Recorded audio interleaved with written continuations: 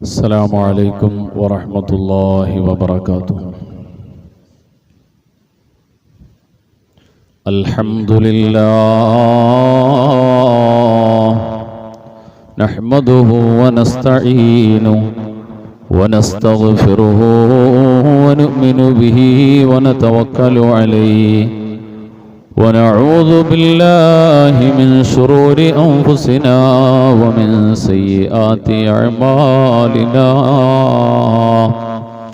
رب اشرح لي صدري ويسر لي أمري واحلل عقدة من لساني يفقهوا قولي وما توفيقي إلا بالله عليه توكلت وإليه أنيب. اللهم صل على سيدنا محمد النبي الأمي الحبيب العال القدر العظيم الجاه وعلى آله وصحبه وسلم. أعوذ بالله من الشيطان الرجيم. بسم الله الرحمن الرحيم. يريدون ليطفئوا نور الله بأفواههم والله متم نوره ولو كره الكافرون. هو الذي أرسل رسوله بالهدى ودين الحق ليظهره على الدين كله ولو كره المشركون. وقال نبينا وحبيبنا محمد صلى الله عليه وسلم: ستصالحون الروم صلحا آمنا فتعزون أنتم وهم عدوا من ورائكم فتنصرون وتغنمون وتسلمون ثم ترجعون حتى تنزلوا بمرج ذي തലൂൻ. ഏറ്റവും സ്നേഹാദരണീയരായ പ്രിയപ്പെട്ട മുഅ്മിനീങ്ങളെ, സഹോദരങ്ങളെ, സർവശക്തനായ അല്ലാഹു സുബ്ഹാനഹു വ തആല അനുഗ്രഹീതമായ വിശുദ്ധ റമളാനിന്റെ മുഴുവൻ ഫളലുകളും കരഗതമാക്കുന്ന സജ്ജനങ്ങളിൽ നമ്മെ എല്ലാവരെയും ഉൾപ്പെടുത്തി അനുഗ്രഹിക്കുമാറാകട്ടെ. ജീവിതത്തിന്റെ ഈ നിമിഷം വരെ സംഭവിച്ചു പോയ ചെറുതും വലുതുമായ മുഴുവൻ തെറ്റുകുറ്റങ്ങളെയും അപരാധങ്ങളെയും റഹ്മാനായ റബ്ബ് അവന്റെ മഹ്ലു ഫളല് കൊണ്ട് പുറത്തു മാപ്പാക്കി തരട്ടെ. ശേഷിക്കുന്ന ജീവിതത്തിന്റെ അവസാനം വരെയും പരിപൂർണമായും നാഥനായ റബ്ബിനെ വഴിപ്പെട്ട് ജീവിക്കാൻ നമുക്കും നമ്മുടെ വേണ്ടപ്പെട്ട മുഴുവൻ ആളുകൾക്കും കുടുംബാദികൾക്കും സഹായികൾക്കും അല്ലാഹു തൗഫീഖ് നൽകട്ടെ. ഈ പുണ്യമായ റമളാനിനെ വേണ്ടതുപോലെ ഫലപ്പെടുത്തുന്ന മുഴുവൻ ആളുകളെയും കൂട്ടത്തിൽ അല്ലാഹു നമ്മയും ഉൾപ്പെടുത്തട്ടെ. നമ്മെ വിട്ടുപിരിഞ്ഞ നമ്മുടെ വേണ്ടപ്പെട്ടവരായ ആളുകൾ എവിടെയെല്ലാം അന്ത്യവിശ്രമം കൊള്ളുന്നു ആ ഖബറിടങ്ങളെല്ലാം അല്ലാഹു സ്വർഗീയ ആരാമങ്ങളിൽ ഉൾപ്പെടുത്തട്ടെ. നമ്മുടെ അനുചരന്മാരുൾപ്പെടെ ലോകത്തിന്റെ വിവിധ ഭാഗങ്ങളിൽ ഈ ഉമ്മത്തിന്റെ ഭാഗമായി പ്രതിസന്ധി നേരിടുന്ന വിഷമവും കാലുഷ്യത്തിന്റെ പുകച്ചുരുളിൽ അകപ്പെട്ട് വിഷമിക്കുന്ന മുഴുവൻ വേണ്ടപ്പെട്ടവർക്കും സമാധാനം അല്ലാഹു നൽകട്ടെ. ഈ ഉമ്മത്തിനെ അല്ലാഹു രക്ഷപ്പെടുത്തുമാറാകട്ടെ. പ്രിയപ്പെട്ട മുഅ്മിനീങ്ങളെ, സഹോദരങ്ങളെ, നമുക്കിന്ന് വിശുദ്ധ റമളാനിന്റെ 16ാമത്തെ നോമ്പിന്റെ ദിവസമാണ്. ഇന്നത്തെ വൈകുന്നേരമാണ് 17ാം രാവിന്റെ പ്രതീക്ഷാനിർഭരമായ രാവ്. വിശുദ്ധ ദീനുൽ ഇസ്ലാമിന്റെ ചരിത്രത്തിൽ സത്യവും അസത്യവും തമ്മിൽ നടന്ന പോരാട്ടം, ആ പോരാട്ടത്തിൽ അത്ഭുതകരമായ വിജയം കൈവരിച്ചുകൊണ്ട് മദീന ത്വയ്യിബയിലേക്ക് മടങ്ങി വന്ന പരിശുദ്ധ പ്രവാചകനും സ്വഹാബത്തും പടച്ചറപ്പിന്റെ മാർഗത്തിൽ ഈ ഉമ്മത്ത് മുസ്ലിമയിലെ പ്രഥമ ധർമ്മസമരത്തിന്റെ വിജയശ്രീ ലാളിതരായി മടങ്ങി വരുമ്പോൾ അത് കണ്ടുകൊണ്ട് ഇസ്ലാമിലേക്ക് വന്ന ഒട്ടേറെ ആളുകൾ, ആ മഹാത്മാക്കളോടൊപ്പം നാളെ ആഖിറത്തിൽ ജന്നാത്തുൽ ഫിർദൗസ് എന്ന സ്വർഗത്തിൽ അല്ലാഹു നമ്മളെ ഒരുമിച്ച് കൂട്ടട്ടെ. ആ മഹത്തുക്കളോടൊപ്പം ചെന്നുചേരാൻ നാം എന്താണോ ചെയ്യേണ്ടത്, പാഠമാക്കേണ്ടത്, ഈ പരിപാവനമായ ബദറിന്റെ സ്മരണാ ദിവസത്തിൽ ആ പാഠം ഉൾക്കൊണ്ടുകൊണ്ട് മഹത്തുക്കളായ നബിയോടും സഹാബത്തിനോടൊപ്പം ജന്നാത്തുൽ ഫിർദൗസിൽ ഒരുമിച്ച് കൂടാൻ അല്ലാഹു നമുക്ക് തൗഫീഖ് നൽകട്ടെ. പ്രിയപ്പെട്ട സഹോദരങ്ങളെ, കഴിഞ്ഞ 9 വർഷമായി പരിശുദ്ധ റമളാൻ ലോക മുസ്ലിമീങ്ങളെ സംബന്ധിച്ചിടത്തോളം അശാന്തമായി, ഒളിഞ്ഞും തെളിഞ്ഞും അശാന്തമായ അവസ്ഥയിലൂടെ കടന്നു പോവുകയാണ്. ചില വർഷങ്ങളിൽ പ്രത്യക്ഷത്തിൽ അശാന്തി സൃഷ്ടിക്കപ്പെട്ടപ്പോൾ 2017 ഒരു മുസ്ലിം രാജ്യത്തിൻ്റെ മേൽ പരിശുദ്ധ റമളാനിൻ്റെ ഏറ്റവും ശ്രേഷ്ഠമായ രാപ്പകലുകളെ മാറ്റി നിർത്തിക്കൊണ്ട് ഉപരോധം പ്രഖ്യാപിച്ചുകൊണ്ട് തുടങ്ങിയ പിശാചിന്റെ തേരോട്ടം ഒളിഞ്ഞും തെളിഞ്ഞും പരിശുദ്ധ റമളാനുകളിലായി കഴിഞ്ഞ 9 വർഷമായി ആധുനിക ലോകം കാണുകയാണ്. ഈ ഉമ്മത്തിന്റെ പരിതാപകരമായ അവസ്ഥ എന്തെന്നാൽ ഇന്നത്തെ ദിവസത്തിലേതുൾപ്പെടെ പരിശുദ്ധമായ ബദറിന്റെ ചരിത്രം ആവേശപൂർവ്വം അയവിറക്കുകയും പറയുകയും ഓർമ്മിക്കുകയും അപദാനങ്ങൾ പാടിപ്പുകഴ്ത്തുകയും ഒക്കെ ചെയ്തുകൊണ്ട് സ്മരണ പുതുക്കി മടങ്ങിപ്പോകുമ്പോൾ അനിവാര്യതയുടെ മുമ്പിൽ ഒരു ബദർ ആവർത്തിക്കേണ്ടി വന്നാൽ അതിന് ഒരു സാധ്യതയും കഴിവുമില്ലാത്ത തീർത്തും അരക്ഷിതാവസ്ഥയിലൂടെ നീങ്ങിക്കൊണ്ടിരിക്കുന്ന വെറും വണ്ണത്തിലും എണ്ണത്തിലും മാത്രം ബാക്കിയായ ഒരു ജനതയായി നാം ഓരോരുത്തരുടെയും സമുദായം മാറിയ ഏറ്റവും വേദനാജനകമായ കാലം. പരിശുദ്ധ റമളാനിന്റെ പര്യവസാനത്തിലെ പെരുന്നാളിന്റെ ദിവസത്തിൽ പോലും പിച്ചപാത്രവും കയ്യിൽ പിടിച്ചുകൊണ്ട് മുഷിഞ്ഞ വസ്ത്രവുമായി തെരുവിലലയുന്ന സാധുക്കളായ ഫലസ്തീൻ മക്കളെ കാണുന്ന ലോകമാണെന്ന്. ലോകരാജ്യങ്ങൾ പച്ചയായി 2 ധ്രുവങ്ങളിലേക്ക് ചേരിതിരിയാൻ തുടങ്ങുകയാണ്. എന്തൊക്കെയോ അപസൂചകങ്ങൾ, എന്തൊക്കെയോ ദുസൂചനകളുടെ അടയാളങ്ങൾ നൽകിക്കൊണ്ട് ലോകരാജ്യങ്ങളിൽ പ്രബല ശക്തികളെല്ലാം ഒരു ഭാഗത്ത് നോക്കുമ്പോൾ അവരെല്ലാവരും മുസ്ലിം വിരുദ്ധ ചേരിയിലാണ് ഒരുമിച്ച് കൂടുക. ഒറ്റപ്പെട്ട വിരളം വരുന്ന ചില ശക്തികളും മാത്രം മുസ്ലിം പേരുകാരോടൊപ്പമോ മുസ്ലിങ്ങളുമായി ബന്ധപ്പെട്ടവരോടൊപ്പമോ ഒരു ചേരിയിലും മാറുകയാണ്. കഴിഞ്ഞ ശനിയാഴ്ചയുടെ പ്രഭാതത്തോടെ ആരംഭിച്ച ഇറാൻ ഇസ്രായേൽ സംഘർഷം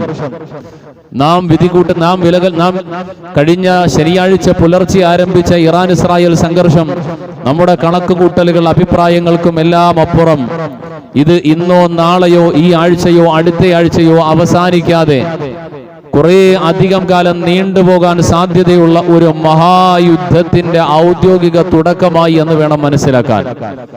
പരിശുദ്ധ പ്രവാചകന്റെ തിരുവചനങ്ങളും ഹബീബനാ റസൂലുള്ളാഹി തങ്ങളുടെ അനുചരന്മാരും പിൻഗാമികളും വിവരണം നൽകിയതിനെയെല്ലാം കൂട്ടി വായിക്കുമ്പോൾ നാം എത്തി നിൽക്കുന്ന ഈ കാലം നമുക്ക് നൽകുന്ന മുന്നറിയിപ്പുകളെ ഒരക്ഷരം പോലും പാഴാക്കാതെ ജീവിതത്തിൽ എന്താണോ മുൻകരുതൽ സ്വീകരിക്കേണ്ടത് അത് സ്വീകരിക്കുക എന്നതാണ് നമുക്ക് മുമ്പിലുള്ളത്. കഴിഞ്ഞ ശനിയാഴ്ച മുതൽ ആരംഭിച്ച യുദ്ധത്തിന്റെ പര്യവസാനം എന്ന് പറയാൻ 4 ദിവസമോ ഒരാഴ്ചയോ ഒരു മാസമോ ഒന്നും ഉണ്ടാകില്ല.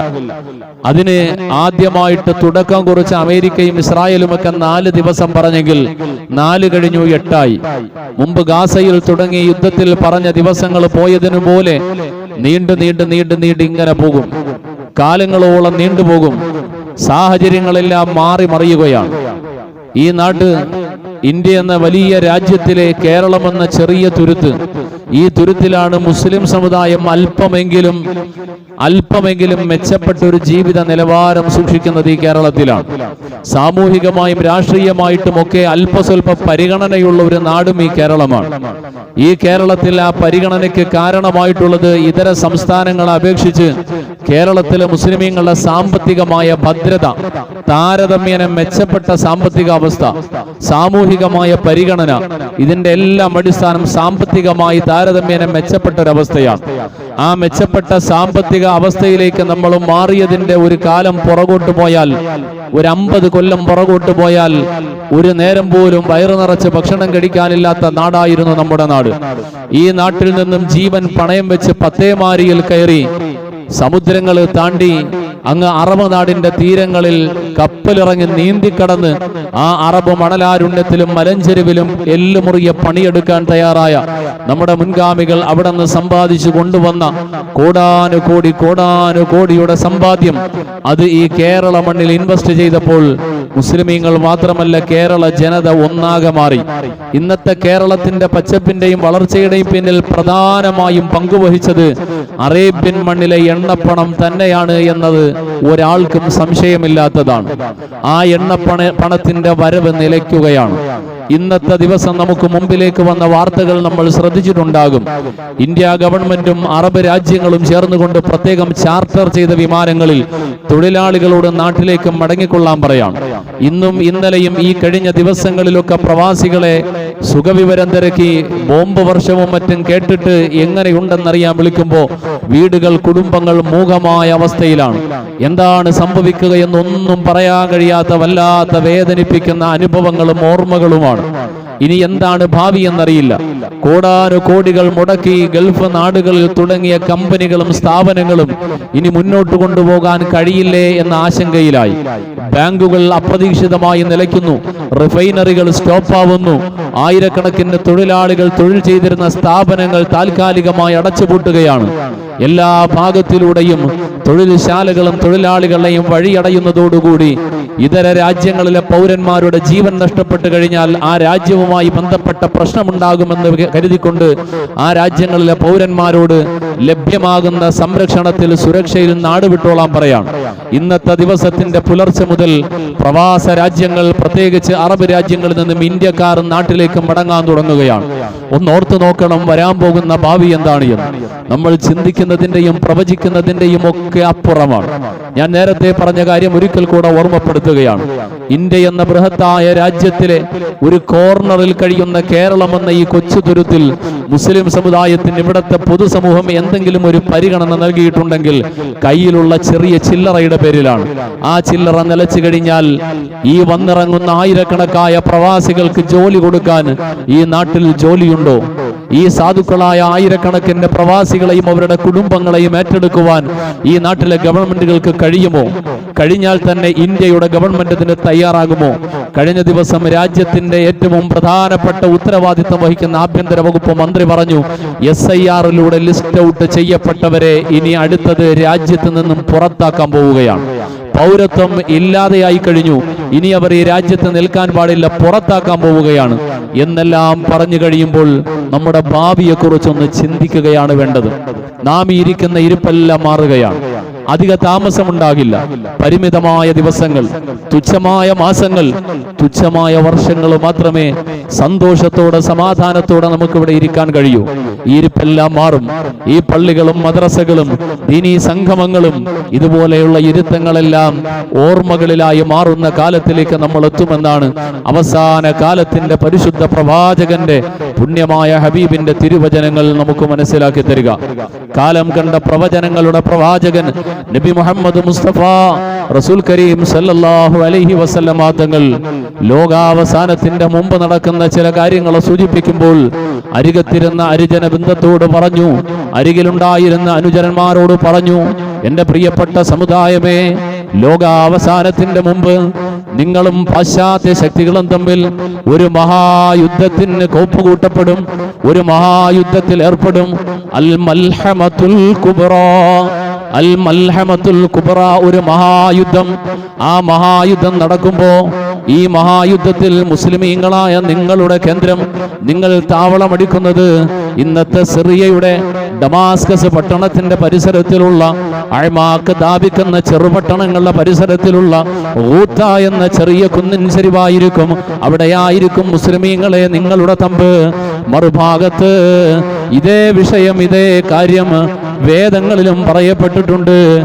വിശുദ്ധമായ ബൈബിൾ, ക്രൈസ്തവ സമൂഹം വിശ്വസിക്കുന്ന ബൈബിളിന്റെ വെളിപാട് പുസ്തകത്തിന്റെ 16-ാം അധ്യായത്തിലും മഹാനായ സയ്യിദുനാ ഈസാ റൂഹുല്ലാഹ് അലൈഹിസ്സലാത്തു വസ്സലാമക്ക് അവതരിച്ച ഇഞ്ചീലിന്റെ ഭാഗമാണെന്ന് തന്നെ വിശ്വസിക്കണം. മഹാനായ ഈസാ നബിക്ക് അവതരിച്ചതാകാം.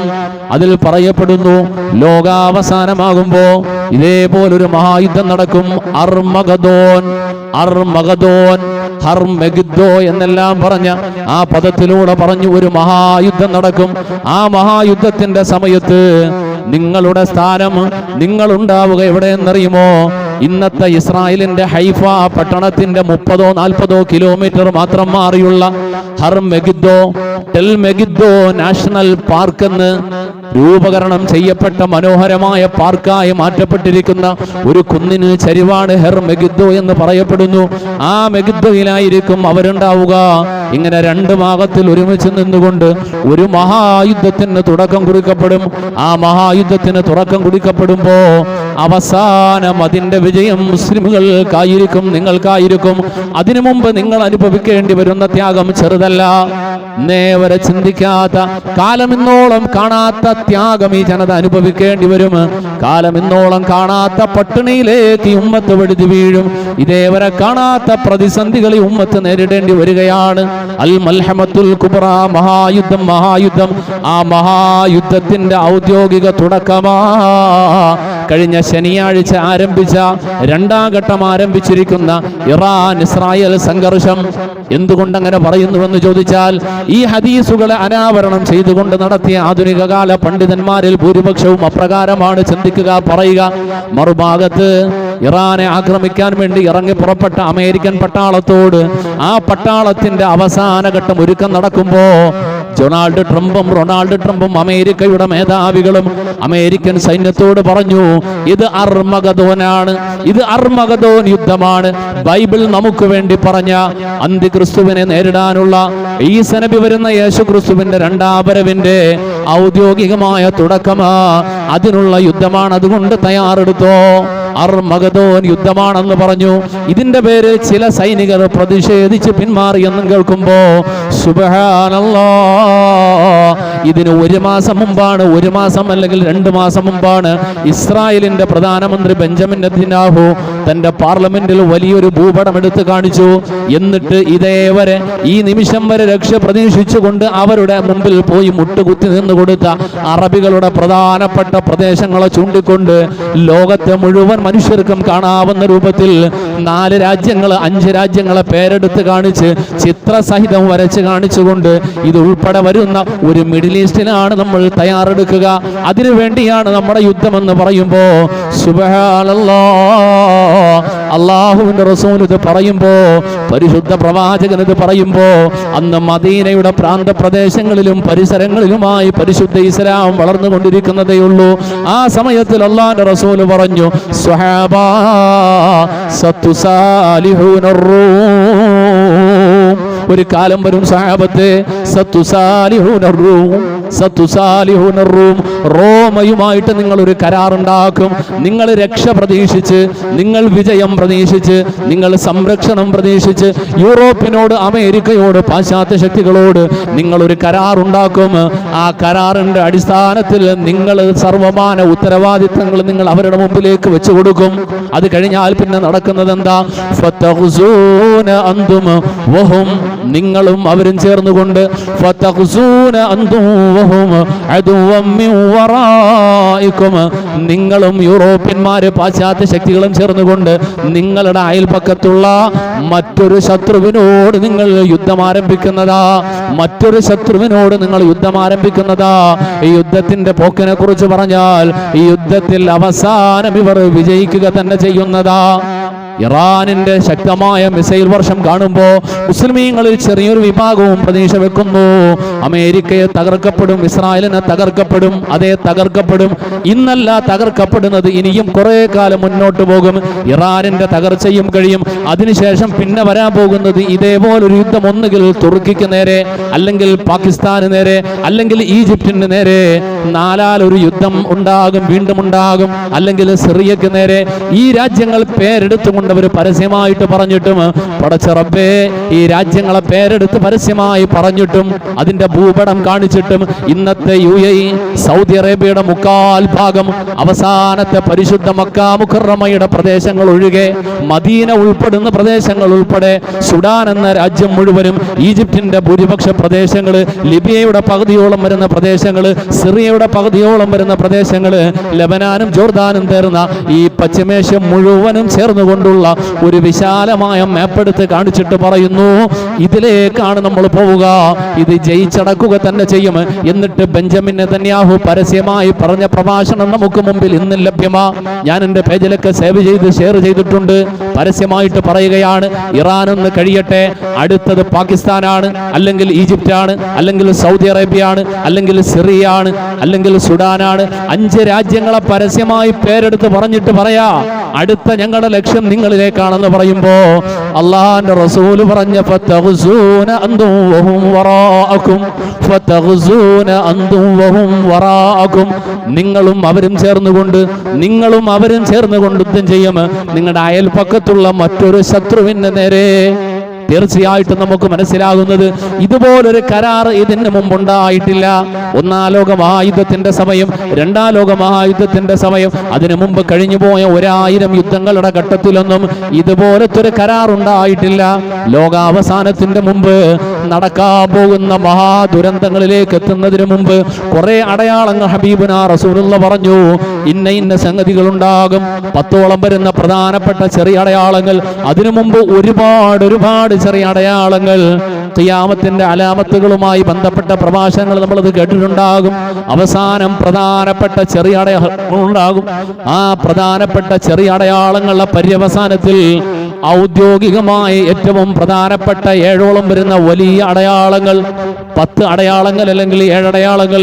അതിന്റെ ആദ്യത്തെ ഔദ്യോഗികമായ തുടക്കം, ആ തുടക്കം അൽ മൽഹമത്തുൽ കുബ്ര എന്ന മഹായുദ്ധമാണ്. ആ മഹായുദ്ധം തുടങ്ങിയിട്ടില്ല.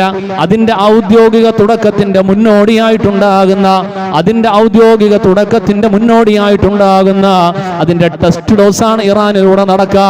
ഈ സമയത്തിൽ നമുക്ക് മനസ്സിലാക്കേണ്ടത് എന്താ? നമ്മുടെ കണക്ക് കൂട്ടുകളെല്ലാം മാറ്റിവെച്ചോ. ഏകദേശം 5 വർഷക്കാലമായി ഈ വിഷയത്തിലെ പഠനങ്ങളുടെ അടിസ്ഥാനത്തിൽ വേണ്ടപ്പെട്ട സുഹൃത്ത് ബന്ധങ്ങൾ ഉള്ളവരോടെല്ലാം ഞാൻ പറയാറുണ്ടായിരുന്നു, അറബ് രാജ്യങ്ങളിൽ പണം മുടക്കുന്നത് സൂക്ഷിച്ചാവണേ. ഗൾഫ് രാജ്യങ്ങൾ, അറബ് രാജ്യങ്ങൾ ഇനിയുള്ള കാലത്ത് മുസ്ലിമീങ്ങൾക്ക് സുരക്ഷിതമല്ല. സാധുക്കളായ അറബികളോർത്ത് കരയുകയല്ലാതെ നിവർത്തിയില്ല. ഇക്കാലം അത്രയും ഈ രാജ്യത്തിന്റെ മനോഹരമായി ഉയർന്നു നിൽക്കുന്ന നമ്മുടെ വീടുകൾ, പറമ്പുകൾ, വാഹനങ്ങൾ, നമ്മുടെ ഭൂപ്രദേശങ്ങൾ, ഇതിലെല്ലാം നമുക്ക് സഹായകമായ അറബി പണം, ആ അറബി പണമെല്ലാം നമുക്ക് തന്നുകൊണ്ട് നമ്മുടെ നാട്ടിലേക്ക് അയച്ച ആ സാധുക്കളായ സഹോദരങ്ങളോട് അവസാനത്തെ യാത്ര പറഞ്ഞുകൊണ്ട് നമ്മുടെ വേണ്ടപ്പെട്ടവർ നാടണയുമ്പോ ഇതേവരെ നമുക്ക് സമ്പത്ത് തന്ന, നമുക്ക് സഹായം തന്ന ആ സാധുക്കൾ അവസാന യാത്രയുടെ സമയത്ത് പറയും, ഇനി വരാൻ പോകുന്നത് ഞങ്ങൾ ഒറ്റയ്ക്ക് കാണേണ്ടി വരികയാ. ബുദ്ധിയില്ലാത്ത, ചിന്താശേഷിയില്ലാത്ത ശത്രുക്കളുടെ മുമ്പിൽ അടിയറവ് പറഞ്ഞുപോയ ഒരു സംഘം ഭരണാധികാരികൾക്ക് വേണ്ടി, അവരുടെ ചിന്തകൾക്ക് വേണ്ടി, അവരുടെ തോന്നിയാസങ്ങൾക്ക് വേണ്ടി ആയിരക്കണക്കിന് വരുന്ന, ലക്ഷോപലക്ഷം വരുന്ന അറബികൾ, ലക്ഷോപലക്ഷം വരുന്ന നല്ലവരായ ആളുകൾ, അവര് പരീക്ഷണത്തിന്റെ തീച്ചൂളയിലേക്ക് എടുത്തെറിയപ്പെടാൻ പോവുകയാ. ദാരിദ്ര്യത്തിന്റെ പടുകുഴിയിലേക്ക് വീഴാൻ പോവുകയാ. അള്ളാഹുവിന്റെ റസൂൽ ഇതിന്റെ പര്യവസാനത്തിന്റെ ഒരു കാലം പറഞ്ഞു. അവസാനം ഇത് പോയി എവിടം വരെ എത്തുമെന്നറിയോ? തുടങ്ങിക്കഴിഞ്ഞു. ഇത് പോയെത്തുന്ന ഒരു കാലം എവിടെയെന്നറിയോ? അവസാനം പട്ടിണി സഹിക്കവയ്യാതെ ഉണ്ണാനും ഉടുക്കാനും കടക്കാടവുമല്ല, പട്ടിണി സഹിക്കവയ്യാതെ കമ്പോളത്തിലേക്ക് എന്തെങ്കിലും കിട്ടുമോ എന്നിറങ്ങുമ്പോൾ കമ്പോളം കാലിയാണ്, കടകൾ കാലിയാണ്. ഒന്നുമില്ലാതെ വിശപ്പിന്റെ കാഠിന്യത കൊണ്ട് നെട്ടോട്ടമോടുന്ന ഒരു മുസ്ലിമിന്റെ കയ്യിൽ കൂട്ടത്തിൽ അവന്റെ ചെറുപ്പക്കാരിയായ മകളുണ്ടാകും, സുന്ദരിയായ ചെറുപ്പക്കാരിയായ മകളുണ്ടാകും. ആ സമയത്തിലാണ് അരികിൽ നിൽക്കുന്ന ഒരു മനുഷ്യന്റെ കയ്യിൽ ചെറിയൊരു റൊട്ടി കഷ്ണം കാണുന്നു. ആ റൊട്ടി കഷ്ണം കാണുമ്പോ ഈ മുസ്ലിമായ മനുഷ്യൻ തന്റെ സുന്ദരിയായ ചെറുപ്പക്കാരിയായ മകൾ അവന്റെ മുമ്പിലേക്ക് വെച്ചുകൊണ്ട് പറയും, ആ റൊട്ടി ഇഞ്ഞ് തരുമോ? എന്റെ മകളെ നിനക്ക് തരാം. ആ റൊട്ടി കഷ്ണം തരുമോ? എന്റെ മകളെ നീ പകരമെടുത്തോ. ഒരിടപാടുമില്ലാതെ, പ്രത്യേക കരാറുകളില്ലാതെ, ഒരു കഷ്ണം റൊട്ടിക്ക് വേണ്ടി അറബികളും മുസ്ലിമീങ്ങളും തന്റെ മക്കളെ പോലും പണയം കൊടുക്കുന്ന കാലത്തിലേക്കാ, അതിന്റെ ഔദ്യോഗിക തുടക്കത്തിലേക്കാ നമ്മൾ എത്തപ്പെട്ടത്. പടച്ചറബേ, ഇന്നേ വരെ കണ്ടിട്ടില്ലാത്ത, ഇതുവരെ നമ്മൾ എത്തപ്പെട്ടിട്ടില്ലാത്ത അതിഭയാനകമായ കാലമാണ് ഈ പരിശുദ്ധ റമളാൻ പോലെ. അടുത്ത റമളാനിൽ നമ്മൾ സമാധാനത്തോടെ ഉണ്ടാകാൻ സാധ്യതയില്ല. ഈ റമളാനിൽ നമ്മൾ ദാനം ചെയ്യുന്നത് പോലെ അടുത്ത റമളാനിൽ ദാനം ചെയ്യാൻ കഴിയുമെന്ന പ്രതീക്ഷ വേണ്ട. കാരണം വന്നവർ തിരിച്ചു പോകാനുള്ള സാധ്യത കുറവാണ്. പ്രവർത്തിച്ച കമ്പനികൾ വീണ്ടും പുനരാരംഭിക്കൽ സാധ്യത കുറവാണ്. പ്രതീക്ഷ ഏർപ്പിച്ചുകൊണ്ട് മുമ്പിലേക്ക് കൊണ്ടുവന്ന് വെക്കപ്പെട്ടു പോയ എല്ലാ സ്വത്തും സമ്പാദ്യവും അമേരിക്കയും ഇസ്രായേലും കൊണ്ടുപോയി അവരുടെ ശക്തിയെക്കുറിച്ച് മുസ്ലിം ഉമ്മത്തിന് ഇപ്പോഴും മനസ്സിലായിട്ടില്ല. അവരുടെ ശക്തിയെക്കുറിച്ചൊന്നും മനസ്സിലായിട്ടില്ല. അവരുടെ ശക്തി മഹാശക്തിയാണ്. ആ ശക്തി എന്ന് പറഞ്ഞാൽ അത് മനുഷ്യ സഹജമായ ശക്തിയല്ല, സാങ്കേതിക വിദ്യയുടെ ശക്തിയല്ല, അത് ശാസ്ത്രത്തിന്റെ ശക്തിയല്ല. പിന്നെയോ അവർക്ക് ശക്തി പകരുന്ന ഏറ്റവും പ്രധാനപ്പെട്ട ഒരു ശക്തി കേന്ദ്രം അവരോടൊപ്പമുണ്ട്. ആ ശക്തിയെക്കുറിച്ച് ഹബീബുനാ റസൂലുള്ളാഹ് അള്ളാഹുവിന്റെ പ്രവാചകൻ കാലങ്ങൾക്ക് മുമ്പേ മുന്നറിയിപ്പ് നൽകി. കഴിഞ്ഞുപോയ പ്രവാചകന്മാർ മുന്നറിയിപ്പ് നൽകി. ആദ്യത്തെ പിതാവായ ആദം നബി അലൈഹിസ്സലാത്തു വസ്സലാം മുതൽ ലോകാവസാനത്തിൽ വരുന്ന അവസാനത്തെ മനുഷ്യൻ വരെ കാണുന്ന ഏറ്റവും വലിയ ഫിത്നയുടെ കവാടം തുറക്കുന്ന ഏറ്റവും വലിയൊരു ദുനിയാവിന്റെ ഒരു ശക്തിയുണ്ട്. ആ ശക്തിയെക്കുറിച്ച് ഹബീബുനാ റസൂലുള്ളാഹ് പറഞ്ഞു, മസീഹുദ് ദജ്ജാൽ. മസീഹുദ് ദജ്ജാലിനെ കുറിച്ച് പറഞ്ഞു, മസീഹുദ് ദജ്ജാലിനെ നമ്മൾ മനസ്സിലാക്കിയത് ലോകത്തിന്റെ അവസാനത്തിൽ, അതേ അവസാനത്തിൽ തന്നെയാ വരിക.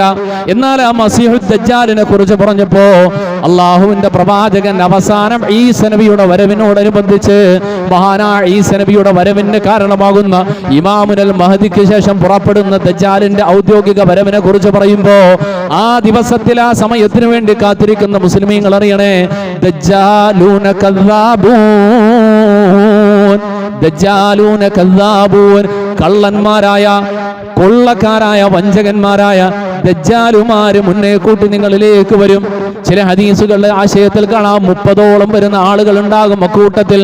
അവരുടെ പ്രധാനപ്പെട്ട അടയാളം കദ്ദാബൂൻ, അവര് കള്ളന്മാരാ, അവര് വ്യാജ വാർത്തകളുമായി വരുന്നവരാണ്. സത്യമെന്നത് അവരുടെ മുമ്പിൽ വില പോകാത്ത കാര്യമാ. ആ രൂപത്തിലാണ് അവർ വരിക. ഈ ദജ്ജാല് എവിടെയാണ് ഉണ്ടാവുക? ദജ്ജാല് എവിടെയുണ്ടോ, ഇന്ന ദജ്ജാല ലയത്തബിഉഹു 70,000 മിൻ അശ്റാഫിൽ യഹൂദ്. 70,000-ഓളം വരുന്ന ജൂത നേതാക്കളായിരിക്കും ദജ്ജാലിനോടൊപ്പം സഹവാസികളായി കൂടെ എപ്പോഴും ഉണ്ടാവുക. ഇനി ലോകത്തിന്റെ രാഷ്ട്രീയത്തിലേക്ക് നോക്കിക്കോ. ചില സൂചനകൾ, ചില ചിന്തിക്കാൻ ചില കാര്യങ്ങളിലേക്ക് മാത്രം നിങ്ങളെ ശ്രദ്ധ ക്ഷണിക്കുകയാണ്.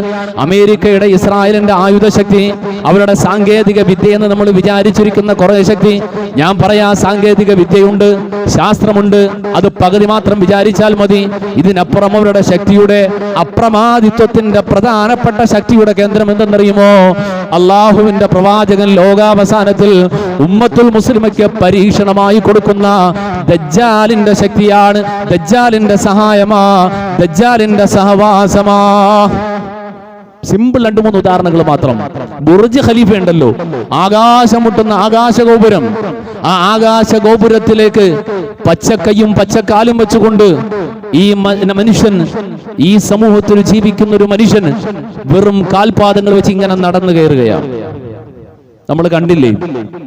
വെറും കൈകാലുകൾ കൊണ്ട്, കാൽപാദം കൊണ്ട്, പ്രത്യേകിച്ച് ഒരു ഉപകരണങ്ങളുടെയും സഹായമില്ല, ഒന്നുമില്ലാതെ അതിലൂടെ ഒരു മനുഷ്യൻ അതിന്റെ ചില്ലുകളിലൂടെ പിടിച്ചുകൊണ്ട് കയറുകയാ. ഏത് സാങ്കേതിക വിദ്യയുടെ സഹായത്തിലാണ്? മനുഷ്യന്റെ പരിശീലനം, സർക്കസിലും സർക്കസിലുള്ള പരിശീലനം പോലെയുള്ള പരിശീലനം എന്നാണ്.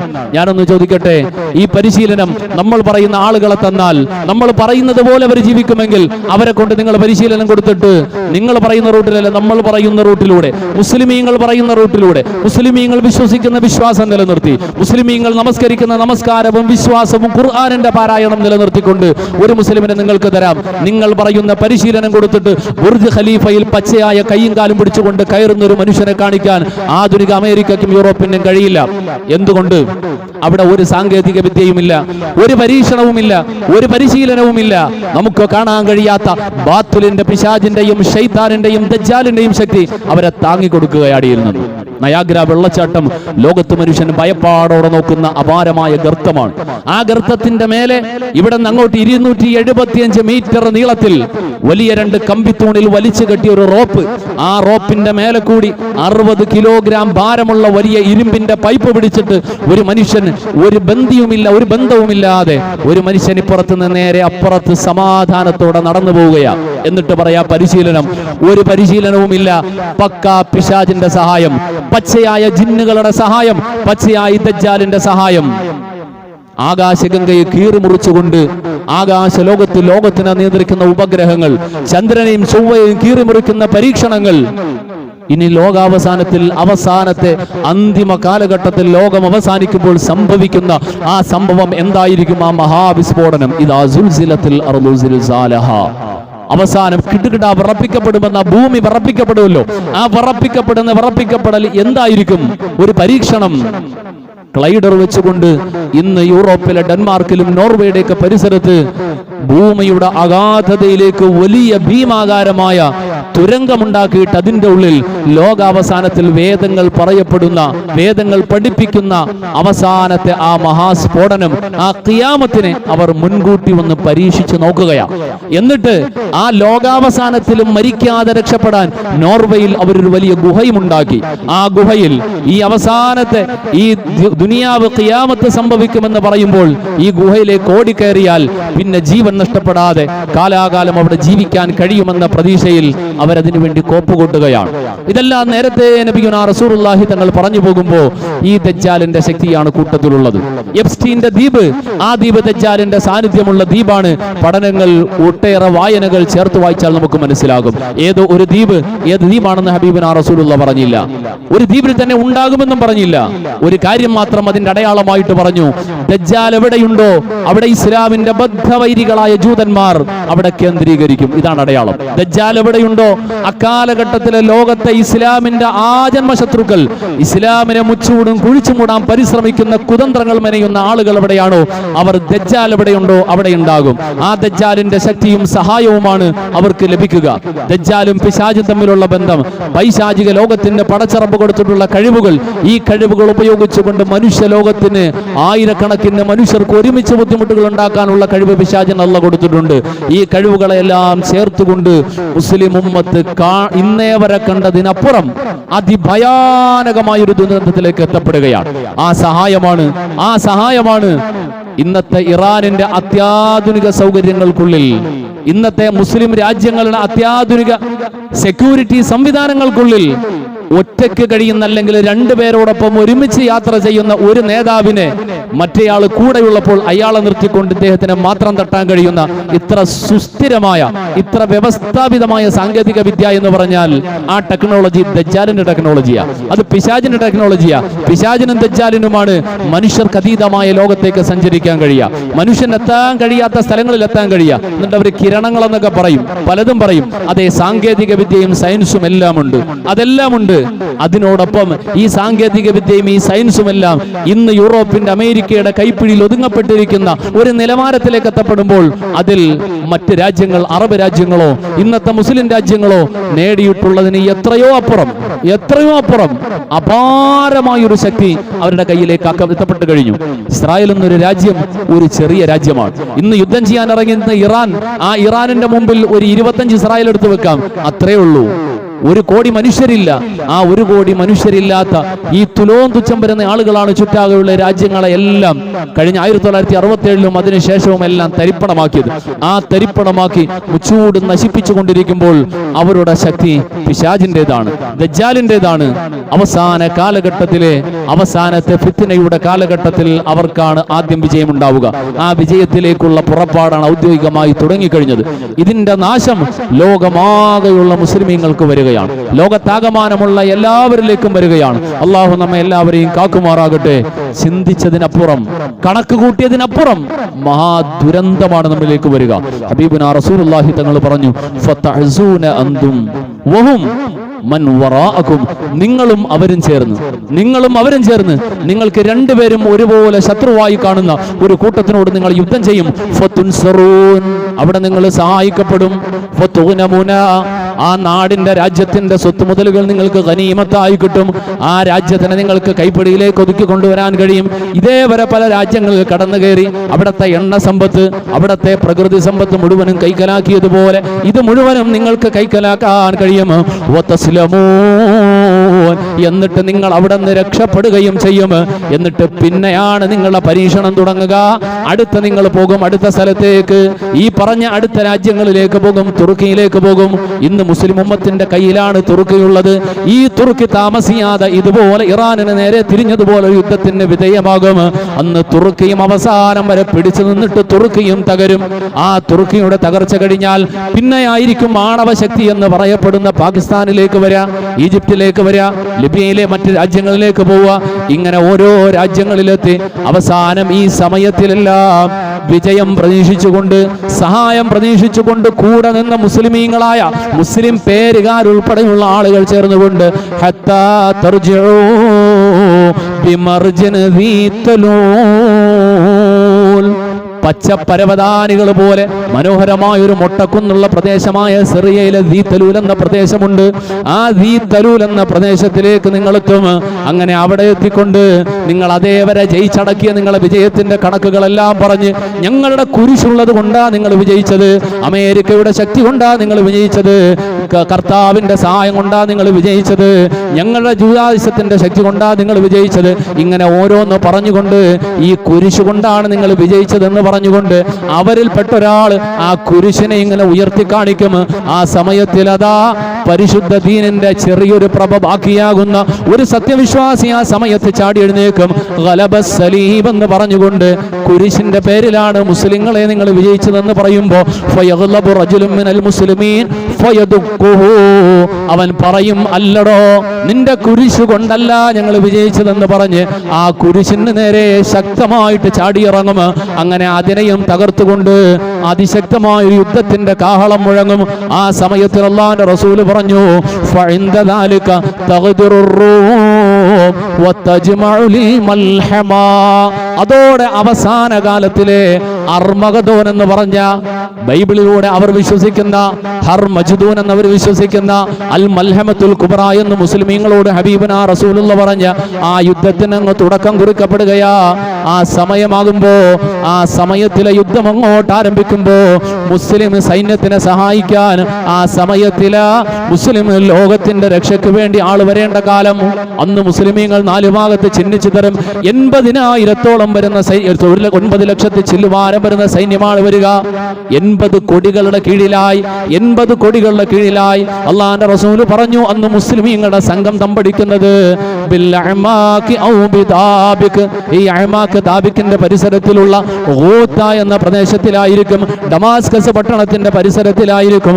ആ പരിസരത്തിൽ തമ്പടിച്ചുകൊണ്ട് ഇനി ഇവരെ വിശ്വസിക്കാൻ പാടില്ല എന്ന് പറഞ്ഞുകൊണ്ട് പ്രധാനപ്പെട്ട 3 മുസ്ലിം വിഭാഗങ്ങൾ, 3 പ്രധാന മുസ്ലിം വിഭാഗങ്ങളും ഒരേ അഭിപ്രായത്തിൽ വരും. ഇന്ന് പോകുന്നുണ്ടല്ലോ, ഇന്ന് ഒരു മുസ്ലിം രാജ്യം മറ്റൊരു മുസ്ലിം രാജ്യത്തിന് ഒറ്റുകൊടുക്കുകയാണല്ലോ. ഇതെല്ലാം മാറും. അവസാനം കുറെ കാലം മുന്നോട്ട് പോകുമ്പോ ഇതേവരെ വിശ്വസിച്ചത് ചതിയായി പോയിരുന്നു. ഇന്നേ പറഞ്ഞു തുടങ്ങി, ഇപ്പൊ തന്നെ പറഞ്ഞു തുടങ്ങി.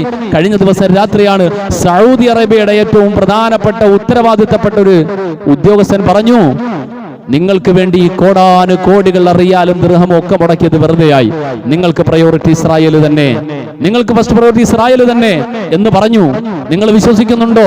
അറബ് രാജ്യങ്ങളിൽ സാധുക്കളായ നമ്മുടെ വേണ്ടപ്പെട്ടവർ കിടക്കുന്ന അറബ് രാജ്യങ്ങളിൽ വന്നു വീഴുന്ന മിസൈലുകൾ ഇറാൻ ഇടുന്നു എന്ന് വിശ്വസിക്കുകയാണോ? ശനിയാഴ്ച യുദ്ധം തുടങ്ങി തിങ്കളാഴ്ച ദിവസം നടത്തിയ പഠനത്തിലൂടെ നമുക്കൊക്കെ ബോധ്യപ്പെട്ടു ഇറാൻ അല്ല. പിന്നെയോ കലക്കവെള്ളത്തിൽ മീൻ പിടിക്കുക. എന്തിനു വേണ്ടി? കലക്കവെള്ളത്തിൽ മീൻ പിടിയാണ്. ഈ ഇടുന്ന ബോംബുകൾ, ഈ ബോംബുകൾ അറബ് രാജ്യങ്ങൾക്ക് മേൽ, മുസ്ലിം രാജ്യങ്ങൾക്ക് മേൽ വർഷിക്കപ്പെടുന്ന, മുസ്ലിം സ്ഥാപനങ്ങൾക്ക് മേൽ വർഷിക്കപ്പെടുന്ന ബോംബുകളിൽ 80% ഇതേ ഇസ്രായേലിന്റെയും അമേരിക്കയുടെയും ബോംബുകളും മിസൈലുകളുമാണ്. എന്തിനു വേണ്ടി? ഇറാനെതിരെ ഈ മുസ്ലിങ്ങളെ സംഘടിതമായി തിരിക്കുന്നതിന് വേണ്ടി, ഒരു രാജ്യത്തിനെതിരെ സംഘടിതമായി തിരിക്കുന്നതിന് വേണ്ടി.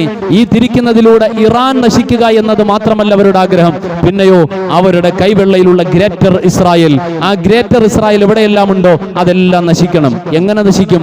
പരസ്പരം തമ്മിലടിച്ച്, പരസ്പരം തമ്മിലെടുത്ത് നശിക്കും. കയ്യിലുള്ള മുഴുവൻ ആയുധങ്ങളും വാരി വിതറിക്കൊണ്ട് ഈ രാജ്യങ്ങൾ മുഴുവനും ചാരക്കൂനയായി മാറും. അവസാനം എഴുന്നേറ്റ് നിന്നുകൊണ്ട് ഒന്ന് ചോദിക്കാൻ പോലും ധൈര്യമില്ലാത്ത, കെൽപ്പില്ലാത്ത ചണ്ടികളെ പോലെയുള്ള ഒരു ജനതയായി അറേബ്യൻ ഉപദ്വീപ് മാത്രമല്ല മിഡിൽ ഈസ്റ്റ് മൊത്തം മാത്രം, അതായത് ഇന്ന് ഇസ്രായേൽ വരച്ച് കാണിച്ച മാപ്പ് ഉണ്ടല്ലോ, ആ മാപ്പിന്റെ പ്രദേശം മുഴുവനും മാറും. ഈ സമയത്തിൽ ഓട്ടോമാറ്റിക്കലി ഗ്രേറ്റർ ഇസ്രായേൽ പുലരുകയാണ്. പിന്നൊരു തേരോട്ടത്തിന്റെ ആവശ്യമില്ല, ഒരു ആയുധ പ്രയോഗത്തിന്റെ ആവശ്യമില്ല. അതങ്ങനെ വന്നു കഴിഞ്ഞു. അള്ളാഹു കാക്കുമാറാകട്ടെ. പടച്ചറപ്പിന്റെ പ്രത്യേകമായ സംരക്ഷണം നമുക്കുണ്ടാകുമാറാകട്ടെ. അള്ളാഹുവിന്റെ സഹായമല്ലാതെ ഒരു സഹായം കിട്ടാത്ത ഭയാനകമായ അവസ്ഥയിലാണ് നമ്മളുള്ളത്. അള്ളാഹു നമ്മെ എല്ലാവരെയും കാക്കുമാറാകട്ടെ. ആ സമയത്തിൽ മുസ്ലിം ഉമ്മത്തിന് പിന്നെ വിജയിക്കുവാൻ അള്ളാഹുവിന്റെ ഭാഗത്തുനിന്നുള്ള സഹായം വേണ്ടിവരും. പടച്ചറപ്പിന്റെ സഹായത്തിലേക്ക് മാത്രം മടങ്ങേണ്ടി വരും. അന്നാണ് ഞാൻ നേരത്തെ പറഞ്ഞ പട്ടിണി, കഷ്ടപ്പാട്, ദാരിദ്ര്യം, പച്ചപ്പില്ലാത്ത ദാരിദ്ര്യം, അങ്ങേയറ്റ ദാരിദ്ര്യത്തിലേക്ക് എത്തുകയാണ്. നന്മ എന്നൊരു വാക്ക് കാണാനില്ല. തിന്മ മാത്രം എവിടെയും, അക്രമവും അരാജകത്വവും മാത്രമായി കൊടുമ്പിരി കൊണ്ടുപോകുന്ന ഭയാനകമായ കാലത്തിൽ അള്ളാഹുവിന്റെ സഹായമല്ലാതെ മറ്റൊന്നും നമുക്കുണ്ടാവില്ല. അള്ളാഹു നമ്മളെ സഹായിക്കട്ടെ. നമ്മൾക്ക് ഈ അവസാന നിമിഷങ്ങൾ, ഇത് അവസാനത്തെ റമളാനായി കൂട്ടിക്കൊള്ളുക. അടുത്ത റമളാനിൽ എന്തായാലും ശരി, ഉറപ്പാണ് ഇതുപോലെയുള്ള സമാധാനവും സന്തോഷം ഉണ്ടാവില്ല. ഞാൻ നേരത്തെ പറഞ്ഞല്ലോ, ഇന്ന് നിസ്കരിച്ചതുപോലെ അന്ന് നിസ്കരിക്കാൻ സമയം കിട്ടിക്കൊള്ളുന്നവരില്ല. ഇന്ന് ദാനം ചെയ്യാൻ മനസ്സുള്ളവന് ഇന്ന് കൊടുക്കാൻ മനസ്സില്ലെങ്കിൽ അടുത്ത വർഷം എത്തുമ്പോൾ കൊടുക്കാൻ ചിലപ്പോൾ താല്പര്യം വരും, പക്ഷെ അന്ന് കൊടുക്കാൻ പണമുണ്ടാവൂല. ആ അവസ്ഥയിലാണ്. അള്ളാഹു കാക്കുമാറാകട്ടെ.